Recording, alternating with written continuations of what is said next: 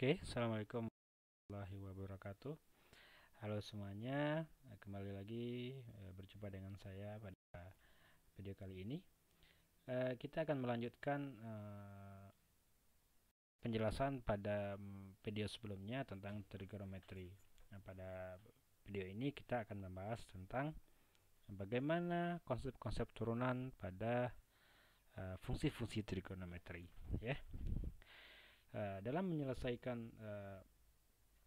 konsep turunan dalam trigonometri, yang perlu diingat, yang perlu sangat diketahui itu adalah ada konsep dasar atau rumus dasar yang perlu sangat oleh kalian semua.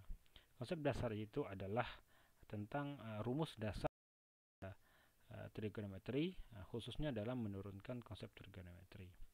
Kita bahwa dalam konsep dasar ini atau kita ada beberapa fungsi. Kita misalkan fungsi sin x. Sin x itu turunannya apa? Turunannya adalah cos x, ya. Nah, fungsi cos x turunannya adalah min sin x. Nah, fungsi tangen x turunannya adalah secant quadrat x. Nah, begitupun ada kotangen, ada cosecant, ada cosecant, ya. Keenam fungsi ini itu merupakan rumus dasar yang digunakan dalam menyelesaikan permasalahan-permasalahan dalam fungsi atau dalam fungsi trigonometri. Dari rumus dasar ini muncul yang namanya rumus pengembangannya. Jadi rumus dasar tersebut muncul namanya pengembangan. Kita bisa menghasilkan rumus-rumus yang lain. Kita misalkan kita memiliki fungsi sin x sin ax tambah b. Nah, kalau tadi kan fungsinya hanya sin x. Sekarang kita mempunyai fungsi sin ax tambah b. Nah, ya. Ada dua bentuk konstanta, ada a dan juga ada b. Nah, turunan daripada fungsi sin ax tambah b, untuk turunan bisa dinyatakan sebagai f aksen x atau ada juga yang menulisnya sebagai y aksen, ya. Terserah menggunakan yang mana. Yang jelas gunakan accents untuk menunjukkan bahwa ini adalah bentuk daripada turunan. Nah, gitu. Sekarang dari mana datangnya? Di sini ditulis bahwa turunan dari sin ax tambah b itu adalah a cos ax tambah b. Dari mana datangnya? Nah, caranya sangat ya. Kita tahu bahwa dalam kalau kita tahu bahwa kalau berdasarkan konsep dasar, kalau turunan dari sin x itu kan cos x. Artinya turunan dari sin ax tambah b itu adalah cos ax tambah b. Nah, turunan dari sin ax tambah cos ax tambah b. Sekarang dari mana datangnya a? A itu datangnya adalah dari, kita tahu di sini kalau dari soal ternampak bahwa dalam variabel sin ax ini dia kan tidak hanya variabel x. Dia tidak hanya x saja, tetapi konstanta. Konstantanya itu adalah ax tambah b. Jadi nilai b ini perlu kita turunkan lagi. Jadi turunan dari ax tambah b, turunan dari ax adalah a, ya. Turunan dari b 0 karena dia tidak memiliki variabel. Makanya tinggal a-nya dimasukkan ke sini. Makanya turunan daripada sin ax tambah b adalah a cos ax tambah b. Ya, cos ax tambah b. Atau cara kedua, contoh yang kedua, bisa melihat biar lebih jelas. Turunan dari cos ax tambah b, dari mana datangnya? Nah, kalau kita lihat dari konsep dasarnya, turunan cos adalah min sin x. Turunan cos ax tambah b itu kan seharusnya min, ada minnya, ya. Ada minnya, ya. Min sin ax tambah b. Kan? Karena turunan dari cos itu kan adalah min sin x. Nah, turunan dari cos adalah min sin x. Sekarang yang pertanyaan, dari mana datangnya a? Nah, a ini dari mana datangnya? Dari mana datangnya a? Yang macam pertanyaan adalah dari mana datangnya a? Kalau min sudah jelas, karena keturunan dari cos ax tambah b ini adalah min sin ax tambah b. Dari mana datang a? karena nilai variabelnya X tapi memiliki dua konstanta X tambah B, maka perlu diturunkan lagi. Turunan dari AX tambah B itu apa? Turunan dari AX itu kan A. Turunan dari B dia tidak memiliki variabel X, artinya B adalah 0. Makanya jadinya adalah A. Makanya hasilnya turunan daripada cos AX tambah B adalah min A sin AX. Ya, itu adalah rumus pengembangannya. Kita bisa mengembangkan dalam bentuk-bentuk lainnya lagi. Begitupun untuk yang nomor 3 sampai dengan nomor 6. Itu dilatar belakangi oleh konsep dasar tadi yang ini, selanjutnya dikembangkan sehingga menjadi hal seperti ini. Ya, kita lanjutkan. Nah, kita misalkan contohnya seperti ini. Kita misalkan ada contoh, ya, ada contoh. Kita misalkan contoh ini, kita hapus juga biar tidak bermasalah. Oke, kita misalkan contohnya. Kita memiliki fungsi cos 3, ya. Kita memiliki fungsi cos 3x. Turunan dari cos 3x itu apa? Kita tahu bahwa berdasarkan konsep dasar, turunan dari cos adalah min sin 3x. Nah, sekarang dia memiliki variabel 3x. 3x diturunkan lagi. Turunan dari 3x apa? 3, ya. 3. Makanya di sini ada 3. Sehingga 3 ini tinggal kita maju ke depan, jadinya min 3 sin 3x. Ya, sama dengan yang tadi. Atau yang ini. Kita memiliki fungsi secant 5x. Ya. Kita memiliki fungsi secant 5x. Nah, ini fungsinya. Ya. Nah, kita memiliki fungsi secant 5x. Berapa turunan dari secant 5x? Nah, kalau kita lihat konsep dasarnya, turunan dari secant itu adalah secant x tangen x.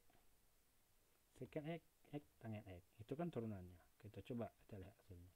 Jadi, turunan dari secant 5x adalah secant 5x tangen 5x. Sekarang yang jadi permasalahan adalah fungsi di sini tidak hanya x tetapi memiliki konstanta 5. Makanya jadinya 5x. Maka 5x ini perlu kita turunkan lagi. Turunan dari 5x adalah 5. Ya, 5. Maka hasilnya adalah 5 naik maju ke depan, 5 secant 5x tangen 5x. Ya. Nah, ini yang lebih susah lagi. Kita lihat. Kita memiliki fungsi sin. Nah, ini yang bentuk fungsi yang berpangkat. Sin pangkat 3 dalam kurung x kuadrat dikurang 5 pangkat 4. Fungsi ini kalau kita sederhanakan lagi jadinya seperti ini. Sin dalam kurung, ini kita dalam kurung, sin dalam kurung x kuadrat dikurang 5 tutup kurung pangkat 4. Tutup kurung pangkat 3. Nah, ini ada kurungnya lagi. Artinya di sini yang perlu kita lakukan adalah kita menurunkan berdasarkan yang berpangkat 3 ini. Turunan daripada fungsi ini yang pertama adalah turunan dari sin dalam kurung x kuadrat dikurang 5 pangkat 4 pangkat 3. Itu kalau kita turunkan kan berdasarkan konsep daripada turunan 3 maju ke depan, 3 dikurang 1, ya kan? Jadinya 3 maju ke depan, 3 kurang 1 sama dengan 2 tetap. Jadinya 3 dalam kurung sin x kuadrat dikurang 5 pangkat 4 tutup kurung pangkat 2. Karena ini 3 dikurang 2. Selanjutnya, dia di dalam kita kecilkan lagi fungsi ini setelah diturunkan terhadap berdasarkan yang berpangkat 3. Di dalam fungsi ini memiliki fungsi sin dalam kurung x kuadrat dikurang 5 pangkat 4. Kita turunkan lagi yang fungsi ini. Nah, kita tahu bahwa turunan daripada sin itu kan cos. Jadinya cos x kuadrat kurang 5 pangkat 4. Itu tetap, ini tetap. Ya, cos x kuadrat kurang 5 pangkat 4. Selanjutnya diperkecilkan lagi. Setelah sin dia memiliki fungsi x kuadrat dikurang 5 pangkat 4. Diturunkan lagi x kuadrat kurang 5 pangkat 4. Maju ke depan 4 kurang 1. Makanya jadinya 4 dalam kurung x kuadrat dikurang 5 kurung pangkat 3. Masih ada lagi tidak? Masih. Dia masih memiliki fungsi X kuadrat dikurang 5 tambah pangkat 4. X kuadrat kurang 5 diturunkan lagi, jadinya 2X 2 kurang 1. Artinya 2X pangkat 1.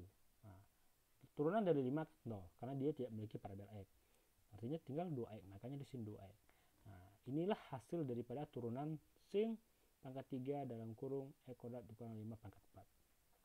Kalau kita sederhanakan lagi, bisa kita sederhanakan 3 dikali 4 dikali 2X itu dapatnya 24X. X kuadrat kurang 5 pangkat 3 dimajukan ke depan. Nah, sin X kuadrat dikurang 5 pangkat 4, karena dia kuadrat, 2 kuadratnya bisa diletakkan di atas sin. Jadinya sin kuadrat dikurang dalam kurung X kuadrat dikurang 5 pangkat 4. Habis itu cos dalam kurung X kuadrat dikurang 5 pangkat 4. Ya. Nah, mungkin ini agak membingungkan. Kita coba soal yang lain yang berpangkat.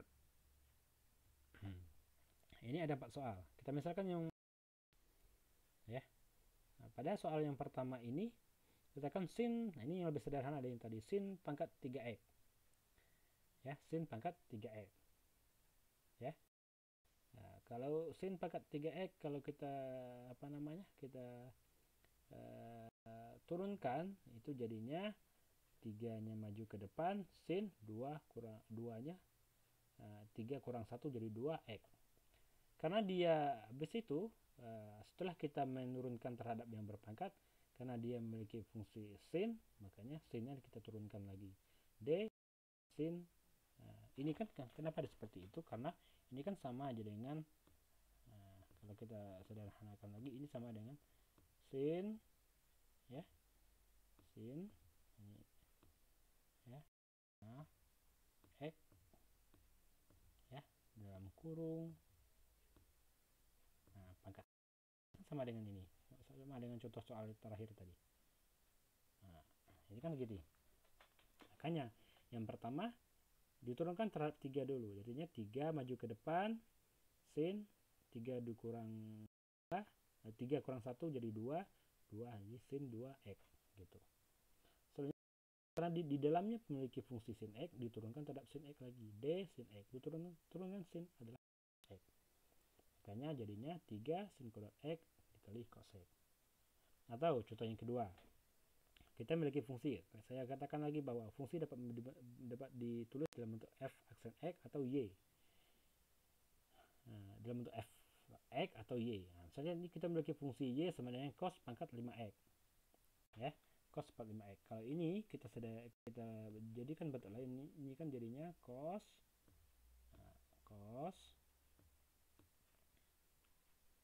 ya, cos x ya, pangkat 5.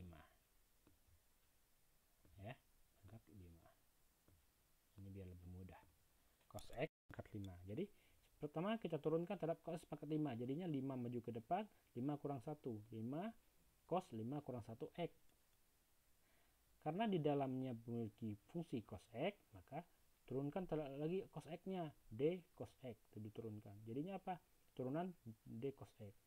5 cos 5 kurang 1 x itu jadinya 5 cos pangkat 4 x. Turunan dari cos x apa? Min sin x. Makanya jadinya min 5 cos pangkat 4 x sin x. Begitupun yang nomor 3 dan nomor 4 ya. Itu kalau di ini untuk turunan logaritma, bukan logaritma, trigonometri untuk fungsi yang berpangkat. Nah, sekarang bagaimana untuk fungsi apabila kita memiliki fungsi perkalian, tidak hanya berpangkat tapi juga dia bentuk perkalian. Nah, jadi kita bisa menggunakan rumus apabila fungsinya perkalian, kita bisa menggunakan rumus kita bisa menggunakan rumus ux kali vx itu turunannya adalah u aksen v ditambah u kali p aksen. U aksen ini menunjukkan turunan, v aksen menunjukkan turunan. Contohnya seperti apa? Misalkan kita memiliki fungsi y sama dengan x kuadrat sin x. Sekarang kita misalkan ini kan rumusnya adalah y ux PX. Kita buat E kuadrat sebagai U dan sin X sebagai V. Nah, ya, V. Ini U sama dengan E kuadrat, V-nya sin X. Turunan dari U apa? Turunan dari U adalah 2X. 2 maju ke depan, X, 2 kurang 1, makanya 2X. Turunan dari sin X apa? Cos X. Sekarang kita masukkan ke rumus. Rumusnya ini. Ini, kita jadikan sini. U aksen V ditambah U P aksen. U aksen apa? U aksen adalah 2X. Makanya di sini ditulis 2X. V apa? V sin X. Makanya di sini ditulis sin X. Soalnya U apa? U E kuadrat. E kuadrat. Cos apa? Cos dari mana tanya cos? V aksen atau turunan dari V apa? Cos X. Makanya cos X. Kalau kita sederhanakan jadinya 2X sin X ditambah E kuadrat cos X. Nah, itulah beginilah contoh daripada soal yang dalam perkalian. Ya.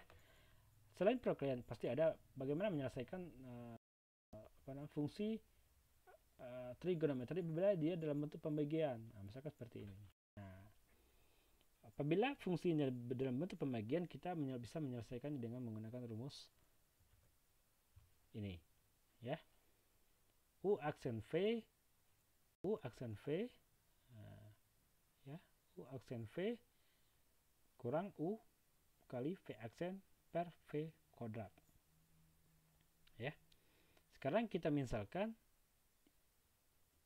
yang 3X tambah 4 ini sebagai U, sedangkan 2X kurang 5 sebagai V. Ya. Yang kita ingin kita cari adalah turunannya F aksen X atau Y. Bisa ada yang menulis dalam bentuk Y. Ini kan dibentuk dalam bentuk Y, bisa juga, terserah. Nah, jadi dengan menggunakan rumus ini, ya, dengan menggunakan rumus ini rumusnya kita catat lagi, U aksen V dikurang U V aksen per V kuadrat, maka kita bisa memperoleh sekarang U aksen berapa? U aksen artinya turunan dari 3X tambah 4, turunan dari ini. 3X tambah 4. Turunan dari 3X tambah 4 apa? 3. Makanya di sini ditulis 3. Nah, V sama dengan apa? V itu kan sama dengan 2X kurang 5. Makanya ditulis 2X kurang 5.